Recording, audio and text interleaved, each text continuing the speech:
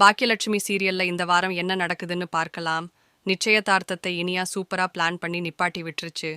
இங்க நடந்த ரொம்ப இக்கட்டான சூழ்நிலையில கோபிக்கு பயங்கரமா ஒரு பிரஷர் உருவாகி மறுபடியும் ஹார்ட் அட்டாக் வந்துருது. இதனால அவசர அவசரமா அவரை ஹாஸ்பிடல் கூட்டிட்டு போறாங்க.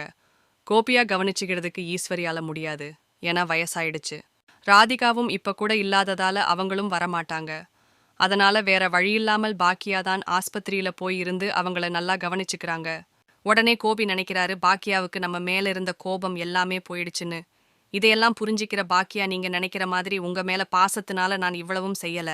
உங்கள மாதிரி நம்ம வீட்டுல யாருக்கு இந்த மாதிரி நடந்தாலும் நான் இதைத்தான் செய்வேன்னு குண்டை தூக்கி போடுறாங்க.